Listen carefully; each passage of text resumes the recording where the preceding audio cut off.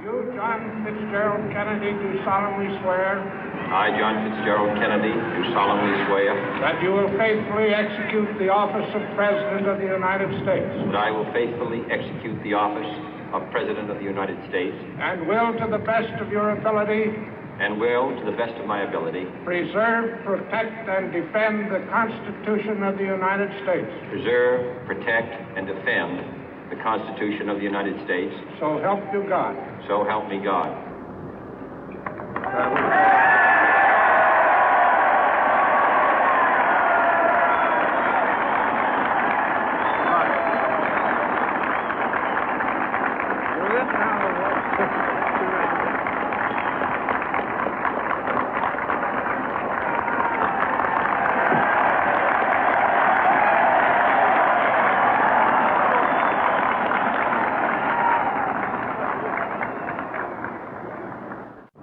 Vice President Johnson, Mr. Speaker, Mr. Chief Justice, President Eisenhower, Vice President Nixon, President Truman, Reverend clergy, fellow citizens. We observe today not a victory of party, but a celebration of freedom, symbolizing an end as well as a beginning, signifying renewal as well as change. For I have sworn before you and Almighty God the same solemn oath our forebears prescribed nearly a century and 3/4 ago. The world is very different now, for man holds in his mortal hands the power to abolish all forms of human poverty and all forms of human life. And yet the same revolutionary beliefs for which our forebears fought are still at issue around the globe. The belief that the rights of man come not from the generosity of the state, but from the hand of God. We dare not forget today that we are the heirs of that first revolution. Let the word go forth from this time and place to friend and foe alike that the torch has been passed to a new generation of Americans born in this century, tempered by war, disciplined by a hard and bitter peace, proud of our ancient heritage, and unwilling to witness or permit the slow undoing of those human rights to which this nation has always been committed and to which we are committed today at home and around the world.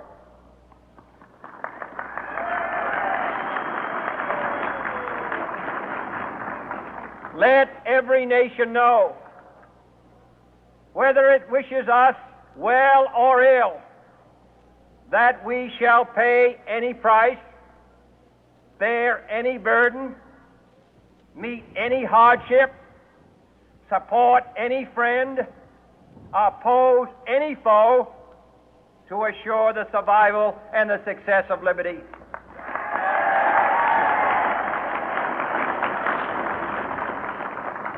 This much we pledge and more. To those old allies whose cultural and spiritual origins we share, we pledge the loyalty of faithful friends. United, there is little we cannot do in a host of cooperative ventures. Divided, there is little we can do, for we dare not meet a powerful challenge at odds and split asunder.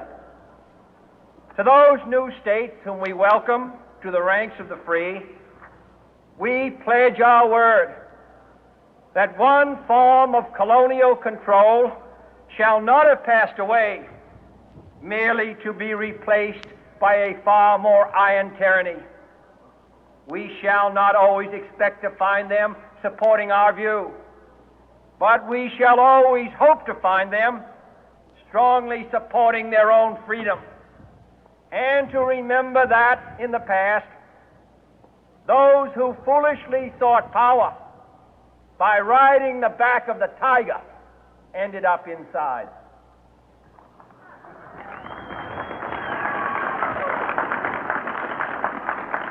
To those people in the huts and villages of half the globe struggling to break the bonds of mass misery, we pledge our best efforts to help them help themselves for whatever period is required, not because the communists may be doing it, not because we seek their votes, but because it is right.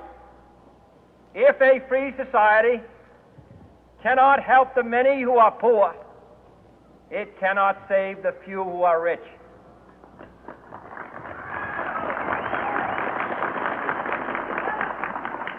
To our sister republics south of our border, we offer a special pledge to convert our good words into good deeds, in a new alliance for progress, to assist free men and free governments in casting off the chains of poverty. But this peaceful revolution of hope cannot become the prey of hostile powers. Let all our neighbors know that we shall join with them to oppose aggression or subversion anywhere in the Americas. And let every other power know that this hemisphere intends to remain the master of its own house.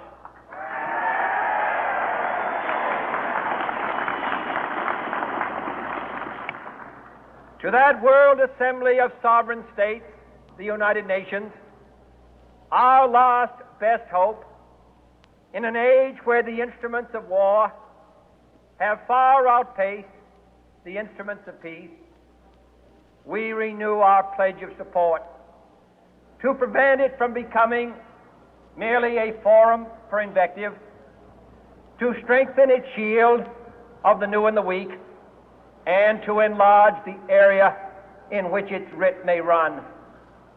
Finally, to those nations who would make themselves our adversary, we offer not a pledge, but a request that both sides begin anew the quest for peace. Before the dark powers of destruction, unleashed by science, engulf all humanity in planned or accidental self-destruction, we dare not tempt them with weakness, for only when our arms are sufficient beyond doubt can we be certain beyond doubt that they will never be employed.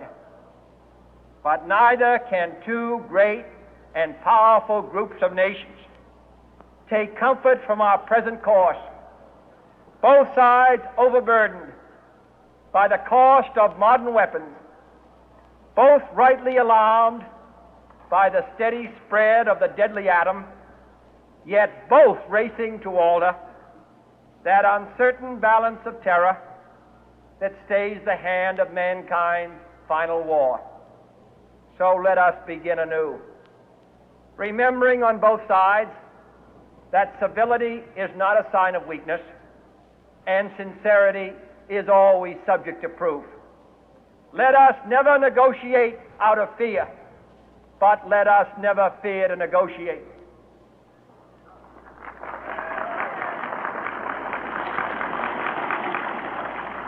Let both sides explore what problems unite us, instead of belaboring those problems which divide us. Let both sides, for the first time, formulate serious and precise proposals for the inspection and control of arms, and bring the absolute power to destroy other nations under the absolute control of all nations.